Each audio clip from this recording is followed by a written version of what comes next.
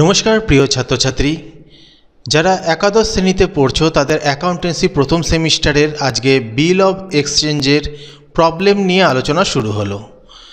MCQ বেশ কয়েকটা চ্যাপ্টারের এমসিকিউ আপলোড করা হয়েছে, সেগুলোর ব্যাখ্যা দেওয়া হয়েছে, তোমরা প্লেলিস্ট থেকে পেয়ে যাবে। আর আজকে থেকে শুরু হলো অঙ্ক করানো। এগুলো ভালো করে লক্ষ্য রাখবে, এগুলো থেকে তোমাদের এমসিকিউও বোঝা হবে এবং অঙ্কও বোঝা হয়ে যাবে। পূর্ববর্তী ক্লাসে বিল অফ এক্সচেঞ্জের আমি বেশ কিছু এমসিকিউ তার সমাধান এবং ব্যাখ্যা দিয়ে দিয়েছি, যেগুলো অবশ্যই ওখান থেকে পরীক্ষায় আসবে। আজকে অঙ্ক করানো শুরু হচ্ছে। তো অঙ্ক করানোর আগে বেশ কিছু জিনিস একটু জেনে রাখলে ভালো হয়। যদিও আগের এমসিকিউ করানোর সময় আমি সে ব্যাপারগুলো আলোচনা করেছি, কিন্তু আজকে একটু অঙ্ক করানোর সময় আলোচনা করে দিচ্ছি, তারপরে অঙ্ক করানো শুরু করছি। তো আজকে থেকে অঙ্ক শুরু। তো প্রথমে জানতে হবে ড্রয়ার কে বা আদেশটাকে। তোমরা ড্রয়ার এই ইংরাজিটা মনে রাখলেই হবে। ড্রয়ার, দেখো, ড্রয়ার হলেন সেই ব্যক্তি বা প্রতিষ্ঠান যিনি বিলটি তৈরি করেন বা লেখেন। তিনি মূলত দেনাদারের উপর টাকা পরিশোধের জন্য একটি আদেশ দেন। তো সহজ ভাষায় দেখো, যিনি বিলটি বানান এবং সই করেন তিনিই ড্রয়ার। তিনি পাওনাদার, অর্থাৎ তিনি অন্যের কাছ থেকে টাকা পাবেন। অর্থাৎ ধরো মিস্টার এ টাকা পায় মিস্টার বি এর কাছ থেকে, তো এ একটা বিল লেখে বি এর ওপরে, ঠিক আছে? তাহলে এখানে এ হচ্ছে ড্রয়ার, বি গ্রহণ করলো, বি ড্রয়ি। তো মূল বৈশিষ্ট্যটা দেখো, বিল তৈরি করেন তিনিই বিলের লেখক, আদেশ দেন তিনি ড্রয়িকে একটি নির্দিষ্ট পরিমাণ টাকা একটি নির্দিষ্ট ব্যক্তি বা নিজেকে পরিশোধ করার জন্য আদেশ দেন। পাওনাদার, সাধারণত তিনি দেনাদারের কাছ থেকে টাকা পান বলে বিলটি কাটেন। বিলে অবশ্যই ড্রয়ারের স্বাক্ষর থাকতে হবে। উদাহরণ একটা দিচ্ছি, দেখো, ধরো অজয় বিজয়ের কাছ থেকে 10,000 টাকা পণ্য বিক্রয় করেছে। এখন অজয় বিজয়ের কাছ থেকে টাকা পাবে, অজয় বিজয়ের কাছ থেকে টাকা পাবে। তো এই পরিস্থিতিতে অজয় একটি বিল তৈরি করবে, যেখানে লেখা থাকবে বিজয় আজ থেকে 3 মাস পরে আমাকে আদেশ মতো ব্যক্তিকে 10,000 টাকা পরিশোধ করবেন। অর্থাৎ এই বিলটি অজয় তৈরি করেছে, সেই সই করেছে, তাই লেনদেনে অজয় হলো ড্রয়ার। আশা করছি ড্রয়ার ব্যাপারটা তোমরা বুঝলে। এবার আসি ড্রয়ি। ড্রয়িকে, ড্রয়ি হলেন সেই ব্যক্তি বা প্রতিষ্ঠান যাকে বিলের টাকা পরিশোধ করার জন্য আদেশ দেওয়া হয়। তিনি দেনাদার, অর্থাৎ তাকে টাকা পরিশোধ করতে হবে। যেমন দেখো, সহজ ভাষায় যার ওপর বিল কাটা হয় এবং যাকে টাকা দেওয়ার জন্য বলা হয় তিনিই ড্রয়ি। তাহলে এখানে একটা উদাহরণ দিয়ে আমি দেখাই। অজয়, এই যে অজয় বিজয়ের কাছে ধারে পণ্য বিক্রয় করেছে, তাহলে বিজয় টাকা দেওয়ার কথা অজয়কে, তাহলে বিজয় হবে ড্রয়ি। ঠিক আছে, সিম্পলভাবে। নেক্সট দেখো, টকের মাধ্যমে বলি, ড্রয়ার হচ্ছে পাওনাদার, ড্রয়ি হচ্ছে দেনাদার। ড্রয়ার বিল তৈরি করেন ও আদেশ দেন, ড্রয়ি আদেশ গ্রহণ করেন, টাকা দেন। অন্য নাম হচ্ছে ড্রয়ারের লেখক এবং এটা স্বীকৃতিদাতা। যাই হোক, আমরা এখন মূল অঙ্কে আসছি। আজকে এই উদাহরণটার মাধ্যমে তোমাদের বোঝাবো। আশা করছি এখান থেকে তোমরা পুরো অধ্যায়টার পুরো ধারণা পেয়ে যাবে। তো অঙ্কটা হচ্ছে 1 জানুয়ারি 2025 সালে অজয় বিজয়ের ওপরে 3টে বিল 3 মাসের মেয়াদ যথাক্রমে 3,000, 5,000 এবং 7,000-এর হুন্ডি কাটেন। বিজয় বিলগুলিতে স্বীকৃতি প্রদান করেন। অর্থাৎ অজয় হলো লেখক, অজয় হচ্ছে লেখক বা ড্রয়ি। তো বিজয়ের ওপরে কাটে। এবার দেখো কতগুলো কন্ডিশন বলে দিয়েছে, 3টে বিলের আলাদা আলাদা করে কন্ডিশন বলেছে। এই অঙ্কটা শিখলে তোমাদের পুরোপুরি চ্যাপ্টার বোঝা হয়ে যাবে। তবুও আমি পরের ক্লাসগুলোতে আরও অঙ্ক করাবো। আজকে এটা দেখো, অজয় প্রথম বিলটি 3,000 টাকার যে বিল, সেটা মেয়াদ পূর্তি পর্যন্ত কাছে রাখেন। অর্থাৎ মেয়াদ পূর্তি কত? 3 মাস। 1 জানুয়ারির পরে 3 মাস মেয়াদের রয়েছে, তো 3 মাস পর্যন্তই অজয় এই বিলটা নিজের কাছে রাখে। দ্বিতীয় বিলটা সে 3 মাসের আগেই ভাঙিয়ে নেয় ব্যাংকের থেকে, 6% হারে বাট্টায় ভাঙিয়ে নেয়, যেটা 5,000 টাকার বিল। তৃতীয় বিলটা অজয় আবার সুবীরকে হস্তান্তর করে। এখানে দেখা গেল যে অজয় যে বিলটা কেটেছে বিজয়ের ওপরে, বিজয় যখন স্বীকৃতি প্রদান করে অজয়ের কাছে দিল, অজয় আবার সুবীরকে দিল, অর্থাৎ সুবীর হয়তো সুবীর অজয়ের কাছ থেকে টাকা পায়, সেই হিসাবে অজয় আবার সেই বিলটাই সুবীরকে হস্তান্তর করে দিল। তো দেখো মেয়াদ পূর্তির এবার কন্ডিশন দেখো, 7,000 টাকাটা তো অজয় তার পাওনাদার সুবীরকে হস্তান্তর করে। 3টে বিলে 3টে কন্ডিশন, একটা নিজের কাছে রাখে, একটা সময়ের আগেই ভাঙিয়ে নেয়, আরেকটা হস্তান্তর করে। তারপরে কি হলো, মেয়াদ পূর্তির তারিখে প্রথম তৃতীয় বিলের টাকা পাওয়া গেছে, অর্থাৎ এই ব্যাপারটা এবং এই বিলটা পাওয়া গেছে, কিন্তু এইটা কিন্তু হয়নি। কেন হয়নি দেখো, কিন্তু দ্বিতীয় বিল প্রত্যাখ্যাত হয়েছে, অর্থাৎ ডিসঅনার্ড হয়েছে, এবং 20 টাকার নোটিং চার্জ দাবি করল ব্যাংক। এরপর বিজয় অজয়কে নগদে 2020 টাকা পরিশোধ করে এবং বাকি টাকার জন্য 6% সুদসহ 3 মাসের মেয়াদে একটি নতুন বিলে স্বীকৃতি দেয়।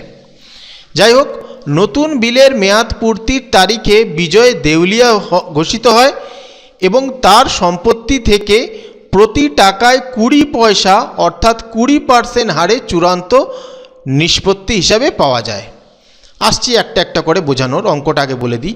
অজয় ও বিজয়ের বইতে প্রয়োজনীয় জাবেদা দাখিলা ও খতিয়ান দেখাও। খতিয়ান আমরা এখানে দেখাচ্ছি না, আমরা জাবেদাই দাখিলা করব, খতিয়ান দেখাবো না। আমরা শুধু জাবেদা দাখিলাটা আজকে করব, বোঝানোর সুবিধার জন্য আমি এটা করছি। তো আমরা অঙ্কতে চলে আসি, আগে ওয়ার্কিংয়ে চলে আসি। তো উদাহরণ 1-এর এই অঙ্কটা দিলাম, আরেকবার দেখিয়ে দিচ্ছি। অঙ্কটা এটা রয়েছে। এবার আসি ওয়ার্কিং নোটের বিস্তারিত ব্যাখ্যা। দেখো, বিলের মেয়াদ পূর্তির তারিখ গণনা করতে হবে প্রথমে।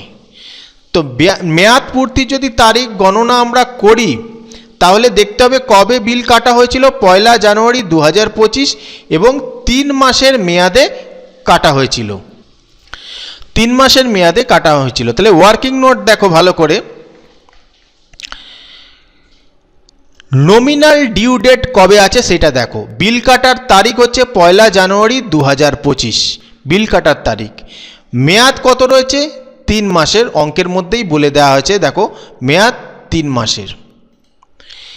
গণনা অনুযায়ী জানুয়ারি থেকে 3 মাস হলো 1 এপ্রিল 2025। এটা হচ্ছে 3 মাস। 1 এপ্রিল, জানুয়ারি মাসে বিল কেটেছিল, তো জানুয়ারি মাসের পর থেকে 3 মাস কি হয়, 1 এপ্রিল 2025। এইবার দেখো একটা রেয়াতি দিন বা ডেজ অফ গ্রেস ব্যাপারটা দেখো। ভারতের হস্তান্তরযোগ্য দলিল আইন 1981 অনুযায়ী দেনাদারকে তার টাকা পরিশোধের জন্য অতিরিক্ত 3 দিন সময় দেওয়া হয়। এই অতিরিক্ত সময়কে রেয়াতি দিন বলে। এটি একটি আইনগত সুবিধা। এবার দেখো তাহলে প্রকৃত মেয়াদ পূর্তির তারিখ কবে হবে। আমরা কতবার করলাম, জানুয়ারি মাসের 1 তারিখ থেকে 3 মাস কত হচ্ছে, 1 এপ্রিল 2025। এটা হচ্ছে নমিনাল ডিউ ডেট, 1 এপ্রিল 2025। এইবার আমাদের 3 দিন কি, 3 দিন হচ্ছে রেয়াতি দিনটা যুক্ত করতে হবে। নামমাত্র মেয়াদ পূর্তি কবে বেরিয়েছিল বা নমিনালটা কবে বেরিয়েছিল, কত হয়েছে, 1 এপ্রিল 2025 বেরিয়েছিল, তার সাথে আরও 3 দিন যুক্ত করে দাও, তাহলে হবে 4 এপ্রিল 2025। তাহলে প্রকৃত মেয়াদ পূর্তির তারিখ কত হলো, 4 এপ্রিল 2025। একটা বিশেষ দ্রষ্টব্যটা দেখে নাও, যদি এই তারিখটি কোনো সরকারি ছুটির দিন হতো তবে তার আগের কার্য দিবসটি মেয়াদ পূর্তির তারিখ হিসাবে গণ্য হতো। এটা হচ্ছে প্রথম বিলেরটা বলে দেওয়া হলো। প্রথম বিলেরটা হলো, দ্বিতীয় বিলটা দেখো, প্রথম বিল না, সকল বিলেরই 3টে একই তারিখে যেহেতু হয়েছে, তাহলে 4 এপ্রিল 2025 প্রকৃত মেয়াদ পূর্তির দিন হবে। এবার দ্বিতীয় বিলটার কন্ডিশন কি বলে দিয়েছিল, ডিসকাউন্ট করা হয়েছিল। বিলটা ডিসকাউন্ট করা হয়েছিল সময়ের আগে। দেখো ডিসকাউন্টিং কি, ডিসকাউন্টিং বা বাট্টায় ভাঙানো মানে হলো মেয়াদ পূর্তির আগেই ব্যাংকের কাছ থেকে বিলটি বিক্রি করে নগদ টাকা পাওয়া। এটাই হচ্ছে মেন ব্যাপার। ব্যাংক এই পরিষেবা দেওয়ার জন্য একটি নির্দিষ্ট পরিমাণ ফি কেটে নেয়, যাকে ডিসকাউন্ট বা বাট্টা বলা হয়। এই বাট্টার পরিমাণটি হলো অজয়ের জন্য একটি খরচ। অবশ্যই অজয়ের যে বিলের অ্যামাউন্ট তার থেকে সে কম পাচ্ছে, তার থেকে খরচা কেটে নেওয়া হচ্ছে, ব্যাংক কেটে নিচ্ছে, অবশ্যই সেটা ব্যাংক চার্জ, সেটা হচ্ছে অজয়ের একটা খরচা। তাহলে দেখো যুক্তি, ব্যাংক অজয়কে 3 মাস আগেই টাকা দিয়ে দিচ্ছে, কিন্তু ব্যাংক নিজে টাকা পাবে আরও 3 মাস পরে। স্বাভাবিক ব্যাপার। এই 3 মাসের জন্য ব্যাংক অজয়ের কাছ থেকে সুদ নিচ্ছে, যা ডিসকাউন্ট নামে পরিচিত। এইবার দেখো প্রথম বিলটা ডিসকাউন্ট করা হয়েছে, দ্বিতীয় বিলটা ডিসকাউন্ট করা হয়েছে, তার মূল্য ছিল 5,000। বাট্টার হার ডিসকাউন্ট রেট কত ছিল? 6%। তাহলে ক মাসের মেয়াদ পূর্তির তারিখ কত হয়েছে? 3 মাস। বিলটা ক মাসে? 3 মাস। ভালো করে বোঝো ব্যাপারটা, বিল হচ্ছে 3 মাসের। 3 মাসের আগেই অজয় একটা বিল ভাঙিয়ে ফেলেছে, এখানে দ্বিতীয় বিলটা ভাঙিয়ে ফেলেছে। ব্যাংকে বাট্টাকরণ মানে সময়ের আগেই ভাঙিয়ে টাকা নেওয়ার জন্য সে গেছে। ব্যাংক 6% হারে সেই টাকাটা 6% হারে সুদ নিচ্ছে, কারণ সে সময়ের আগে অজয়কে টাকা দিয়ে দিচ্ছে। কিন্তু ব্যাংক পাবে 3 মাস পরে। কত দিনের জন্য নেবে? 3 মাস। যতদিন বিলের অ্যামাউন্ট, যে বিলটা ভাঙানো হবে ব্যাংকে সময়ের আগেই, সেই বিলটা যত মাসের মেয়াদ হবে তত মাসের সুদ কিন্তু নেবে। তো সেক্ষেত্রে দেখো 3 মাস রয়েছে, যেহেতু হারটি বার্ষিক তাই সময়কেও বছর রূপে রূপান্তর করতে হবে, অর্থাৎ 3/12। যাই হোক, 3 মাসের ব্যাংক নেবে 3 মাসের সুদ 6% হারে। বাট্টা নেবে 3 মাসের, কারণ বিলটার মেয়াদ রয়েছে 3 মাসের। 3 মাস আগেই অজয়, সময়ের পূর্তির আগেই অজয় সেই বিলটা ভাঙিয়ে নেয়। তাই ব্যাংক 3 মাসের বাট্টা কাটবে, অর্থাৎ সুদ হিসেবে বাট্টা কাটবে, এবং 6% সুদের হারে নিয়ম বলে দিয়েছে। এবার বাট্টা কীভাবে বার করছি দেখো। ডিসকাউন্ট 5,000 টাকা, তার 6% মানে 6/100, এবং 3 মাস, 1 বছরে 12 মাসের মধ্যে 3 মাসের জন্য নিচ্ছে, তাই 3/12।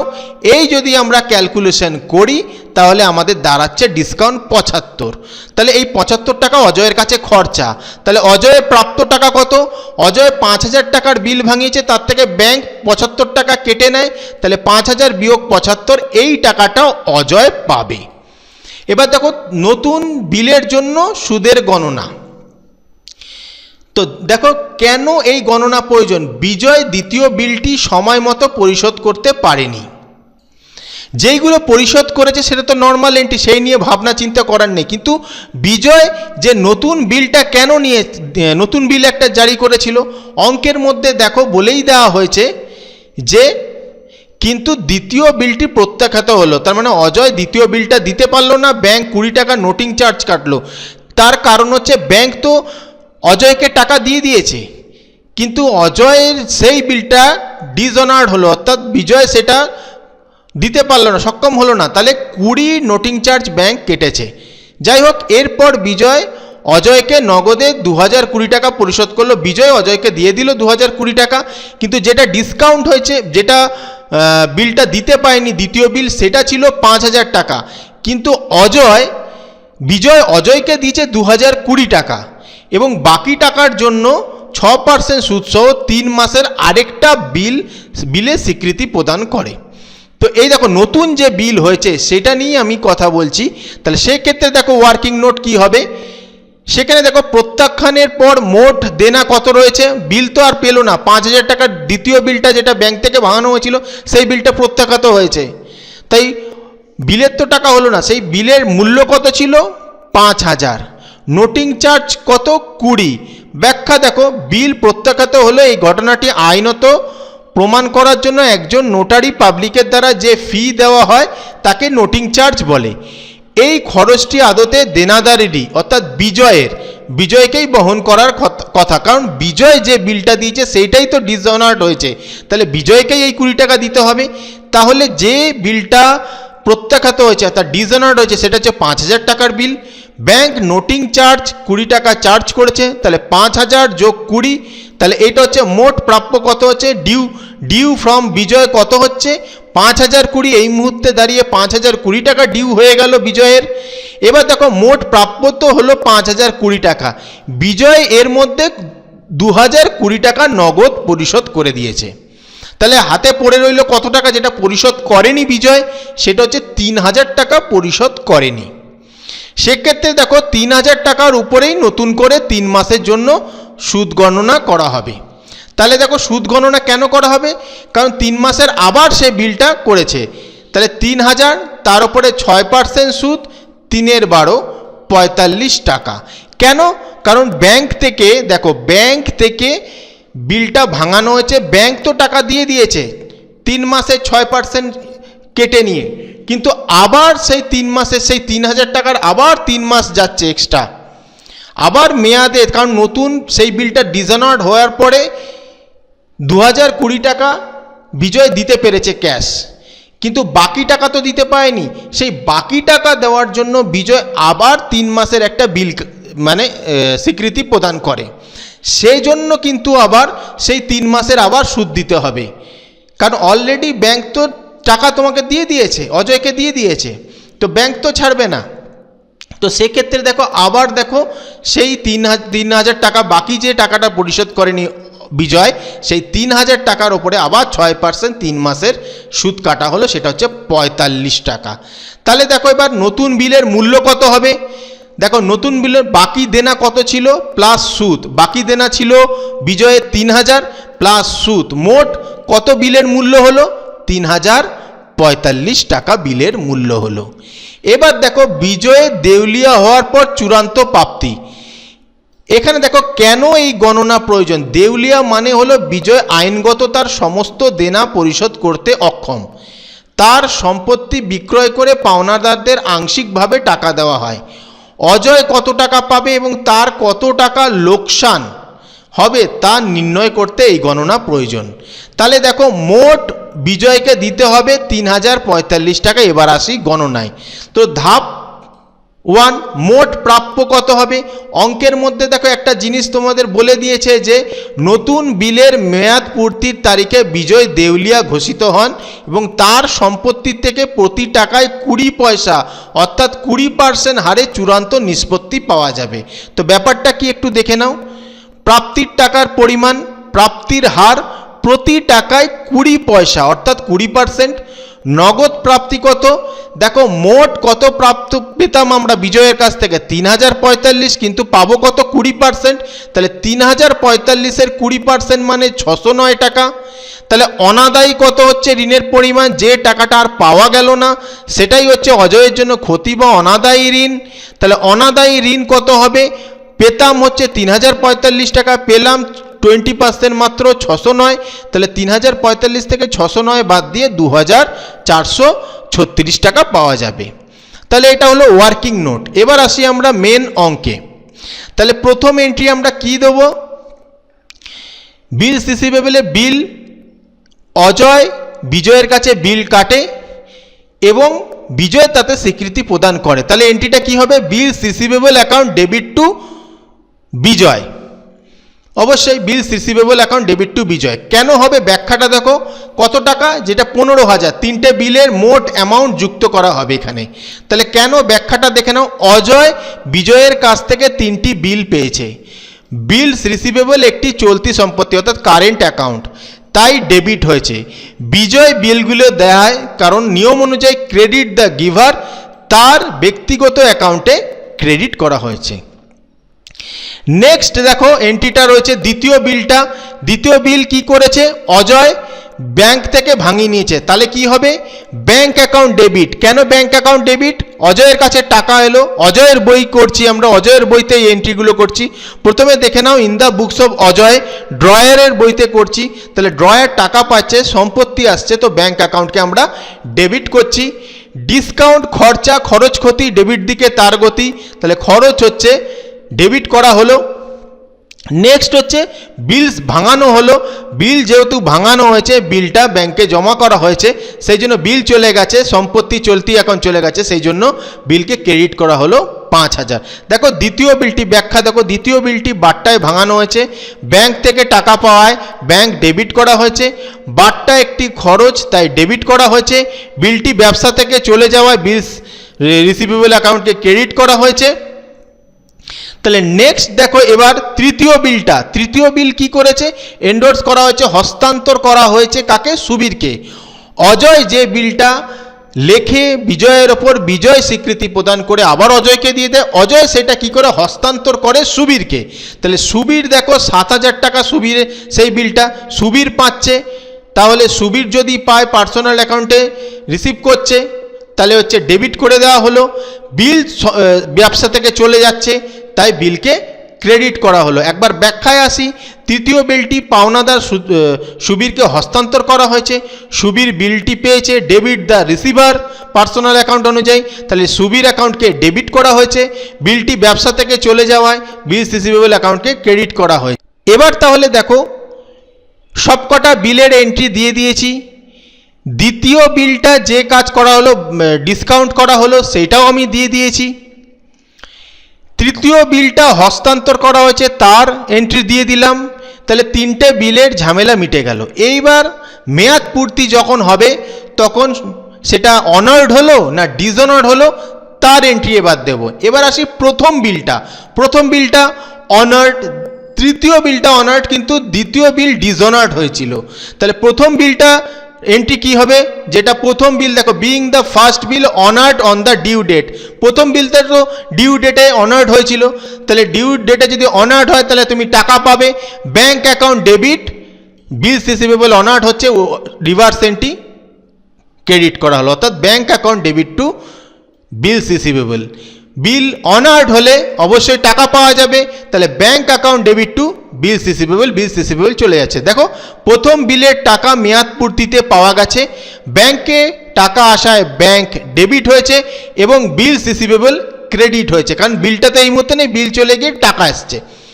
নেক্সট দেখো দ্বিতীয় বিলের কথা বলেছে, দ্বিতীয় বিল কিন্তু ডিসঅনার্ড হয়েছিল, তাহলে ডিসঅনার্ড হয়েছে, তাহলে ব্যাংক থেকে আমরা টাকা পেয়েছিলাম। দেখো being the discounted bill dishonoured and noting charges claim by bank, এখানে তাহলে কি হবে, ড্রয়ি যে রয়েছে তার অ্যাকাউন্টকে ডেবিট, বিল ডিসঅনার্ড হলে ড্রয়ি যে রয়েছে তার অ্যাকাউন্টকে ডেবিট করবে এবং ব্যাংক থেকে যেহেতু আমরা টাকা নিয়েছিলাম, ব্যাংকে ডেবিট করা হয়েছিল, এখানে ব্যাংককে ক্রেডিট করা হবে। এক্ষেত্রে বিজয় আবার দেনাদার হয়ে গেল।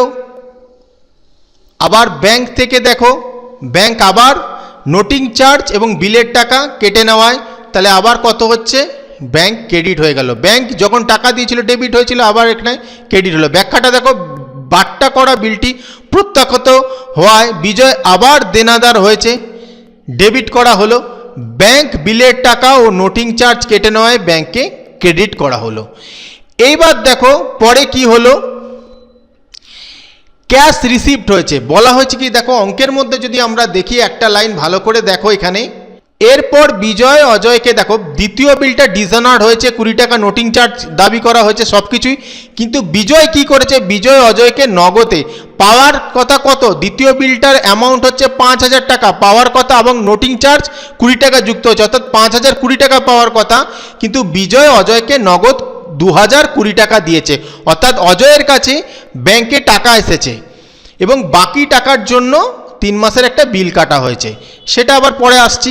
তাহলে এই এন্ট্রিটা আগে আমরা দেখিয়ে দিচ্ছি যে দেখো 2020 টাকা বিজয় অজয়কে দিয়েছে, পুরো টাকাটা দেয়নি, পাওয়ার কথা 5020 নোটিং চার্জ সহ, কিন্তু 5020 টাকা বিজয় আর দেয়নি, কিন্তু ক্যাশ টাকা দিয়েছে 2020 টাকা।